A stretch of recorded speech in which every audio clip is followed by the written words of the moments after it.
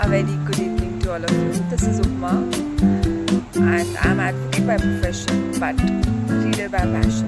I read books, have read many books, and looking forward to read more books. And I have tried my hand in writing too. कुछ लेखन भी किया मैंने, पढ़ा भी बहुत कुछ. Now I think it's era of social media and everybody is busy in sharing with others. So मुझे लगा शायद मुझे भी आपके साथ कुछ साझा करना चाहिए. तो फिर मैंने बहुत सोचा, मैंने कहा इतना कुछ पढ़ा है, इतनी किताबें पढ़ी हैं, कथाएं पढ़ी हैं, शॉर्ट स्टोरीज पढ़ी हैं, नॉवेल्स पढ़े हैं, तो मैं कहाँ से शुरुआत करूँ, because that was very difficult. फिर मुझे लगा महिला होने के नाते मुझे किसी महिला के लेखन से शुरू करना चाहिए.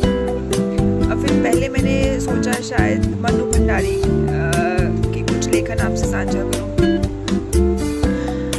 फिर लगा कि मनु भंडारी का थोड़ा सा जो इंटेलेक्ट लगाइए या लिखने की स्टाइल लगाइए, that was bit difficult in the sense that उनकी जो लेखन में काफ़ी गूढ़ता थी.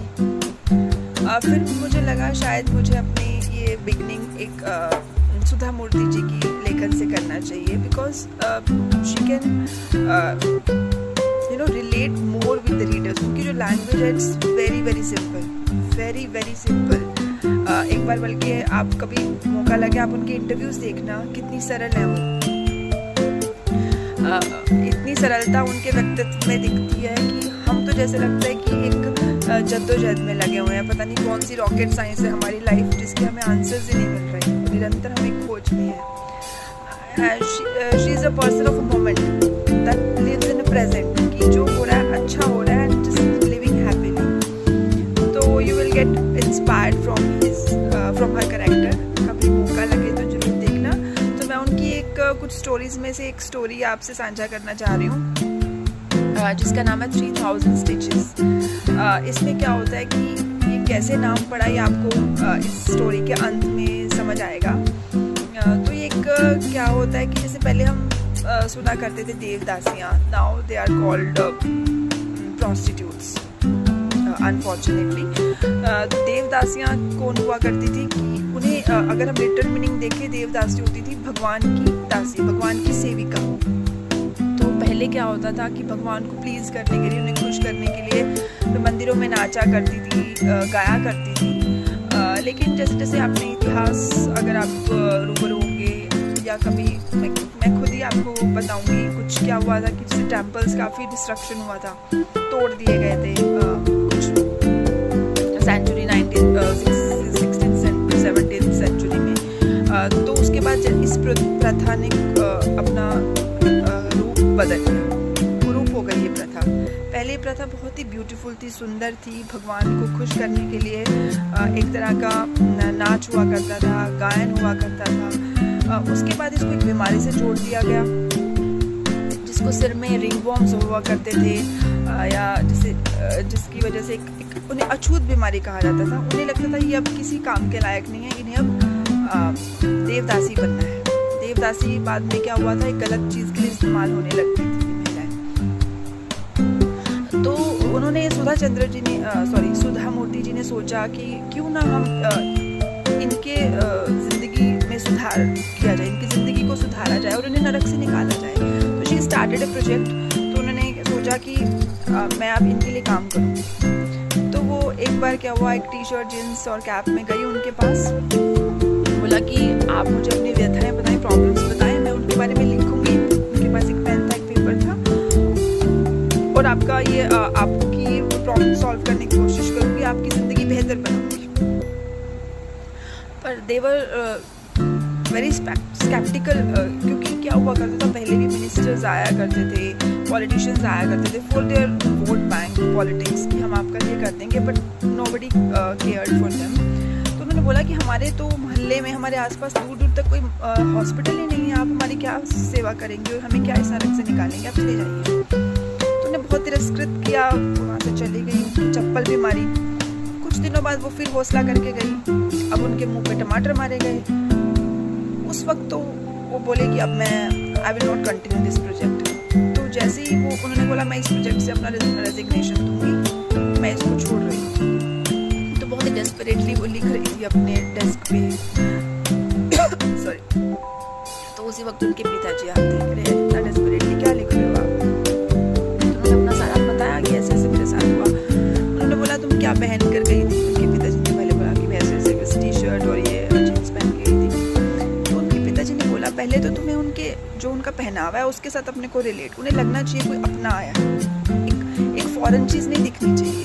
तो फर्स्ट ऑफ ऑल मतलब सुधा जी को लगा कि ये क्या बात है, मतलब I don't believe in superficial things, ये क्या पहनावे से क्या होता है।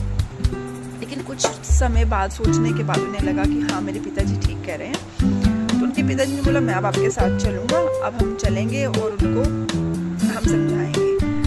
तो उन्होंने बोला कि नहीं मैं नहीं जाऊँगी। तो उनके पिताजी was a very mature personality, उन्होंने बोला कि ये मेरा फर्ज था आपको एडवाइस देना, आप ये आपकी चॉइस है, आपका डिसीजन है, आपने जाना है कि नहीं जाना। उसके बाद सुधा जी मान गई, तो वो गए।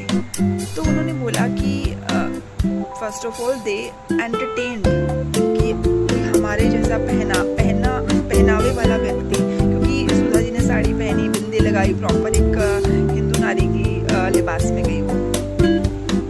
फिर उन्होंने उनके पिताजी ने एक बात कही कि हम आपके बच्चों की शिक्षा के लिए आए हैं, मेरी बेटी आपके बच्चों की एजुकेशन के लिए देखेंगी कहाँ स्कॉलरशिप्स मिल रही हैं, आगे वो क्या कर सकते हैं, उसके बारे में बात करनी है, आप चाहें तो 10 मिनट ले लीजिए। उनको भी ये बात समझ में आई, लेकिन सुधा जी अचंभित थी, क्योंकि उनका तो काम ये था कि इनकी जो भी बीमारियों से जूझ रही है, जिस प्रोफेशन में ही है, उनको इस चीज़ से निकालना and to make them independent और एक डिग्निफाइड वर्क कर सके अपने लिविंग के लिए, अपने सर्वाइवल के लिए।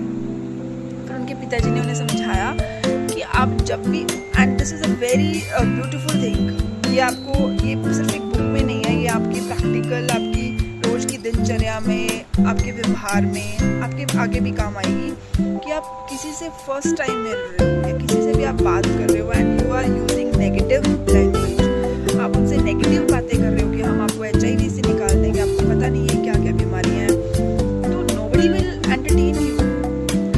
So the striking feature, the most beautiful thing is, उन्होंने बोला कि आप पहले उनको पॉजिटिविटी के साथ मिलो, एक पॉजिटिव, आपने अगर कोई उनको सुझाव भी देना है तो एक पॉजिटिव सुझाव के साथ आगे बढ़िए। उन्होंने बोला कि अब वो खुश हो गई थी क्योंकि उनके बच्चों की भलाई के बारे में था।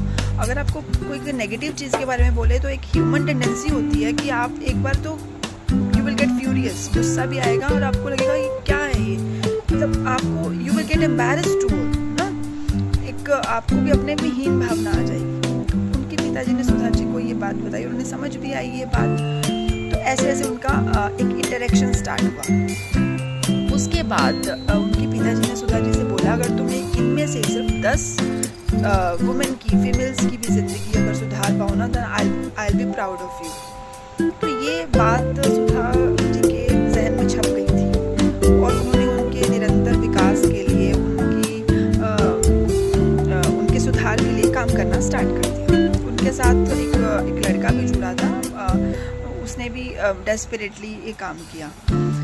तो इस जर्नी में काफ़ी देखो, नेचुरली अगर आप कोई भी काम स्टार्ट करते हैं तो उसमें hurdles they are bound to come and you have to overcome that. आप उनसे दूर नहीं भाग सकते, आप कह ही नहीं सकते कि ये क्यों आ गई हैं, दे विल कम और ये नेचुरल है, आपको उनको फेस करना पड़ेगा, हटाना पड़ेगा और अपना जर्नी कंटिन्यू करनी पड़ेगी। ऐसे ही जब उन्होंने बोला उनको कि अब आप ये काम नहीं करेंगी, आपकी बच्चों की शिक्षा हम देखेंगे, तो उन्होंने बकरियां पाली, भैंसें पाली, गायें पाली, हर एक तरह का काम किया। कुछ एक महिलाएं इनकी बात मानी, कुछ महिलाओं ने और ये काम किया, लेकिन they just get out of this prostitution. और उनमें से इस यात्रा के दौरान 3 औरतों पे, प्रोस्टिट्यूट्स पे एसिड भी फेंका गया। पिम्स की भी पिम्स ने भी इनको थ्रेटन किया कि there will be dire consequences अगर आप इसे नहीं रोकोगे, क्योंकि उनका तो बिजनेस ही खराब हो गया था ना। तो but they all were adamant, उन्हें तो इरेडिकेट करनी थी ना ये चीज़ें। तो उनकी यात्रा चलती रही ऐसी। उसके बाद धीरे धीरे वो